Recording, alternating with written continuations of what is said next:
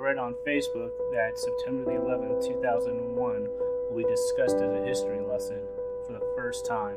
It's funny when you experience that history for yourself, first person.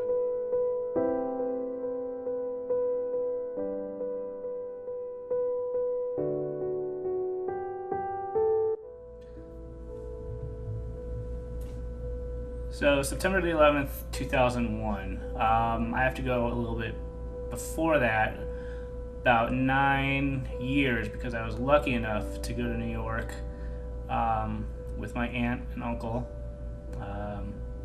and visit the World Trade Center when it was still there. I don't remember much because I was 8 years old at the time, and I just remember we were sitting in a restaurant eating pizza. That's all I knew. They asked me if I wanted to go to the top. I said no because I was scared of heights. I don't remember going into the building. It's just the inside of it. It's just like a flash in my head. And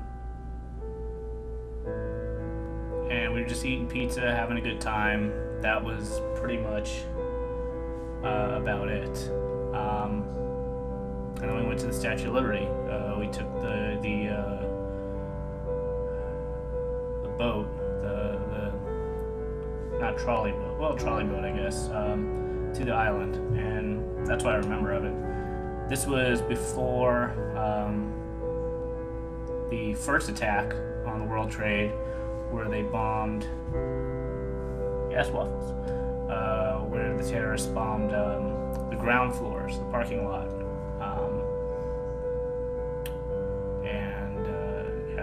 Back in 92, I believe. 92 is when I went to New York. But that's all I remember of it. But 2001, I was a junior in high school. I was about 17, I want to say 16 or 17.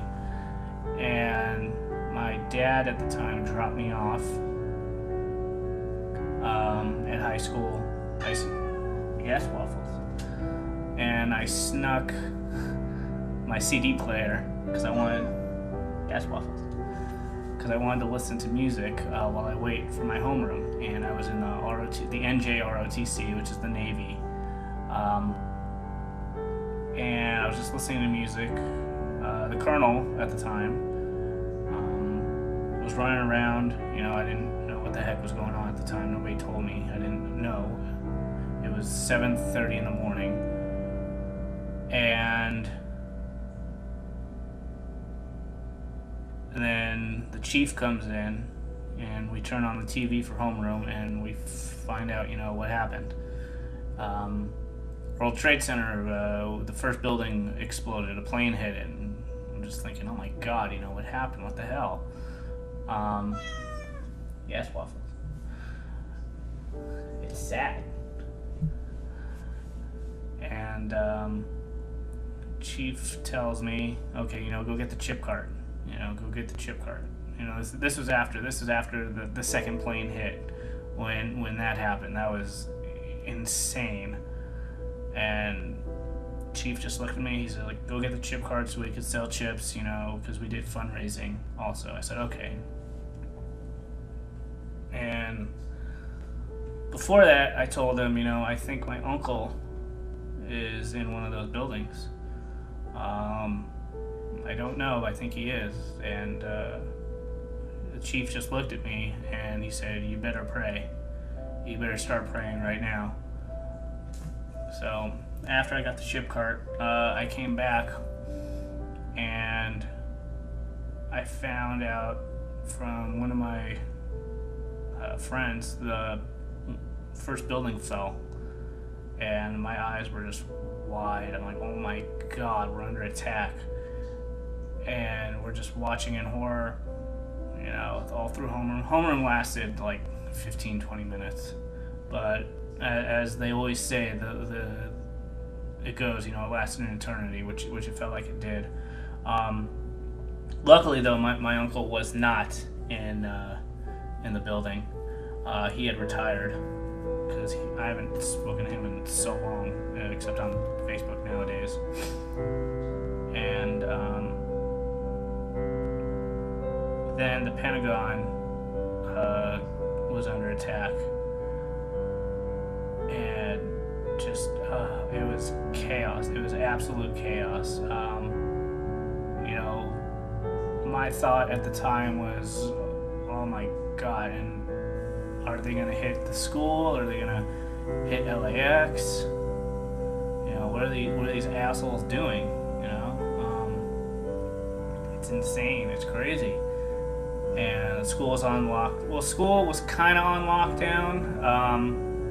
We were told, you know, just go to the next class, which we did, and everybody was silent. Nobody spoke a word whatsoever.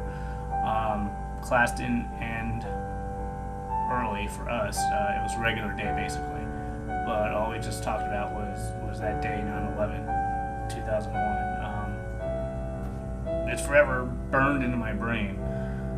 Just the smoke and the ash that I could see on TV, and that's why I said, you know, so it's weird that now they're finally going to talk about it 15 years later,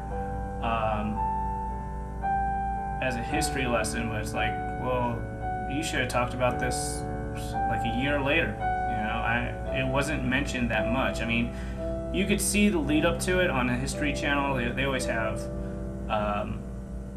documentaries and stuff, and all that stuff. But just when it first happened was just, you know, whoever thought planes used as bombs? You know, nobody thought that. And it was just crazy. All those people that died were senseless deaths. And it's weird when I talk about it to the younger generation, the millennials, and they said, "Whoa, you were in high school when that happened?" And their eyes just light up, kind of like in amazement. And it's like, yeah, I lived through it. You know, I wasn't there. I was on the West Coast, California. You know, it's a different perspective, but I lived through it. Yes, waffles. But yeah, there's so yeah, 15 years later, now they're deciding to talk about it. But anyway, that's my story, guys. Hope you enjoyed it. Let me know what you thought in the comments down below.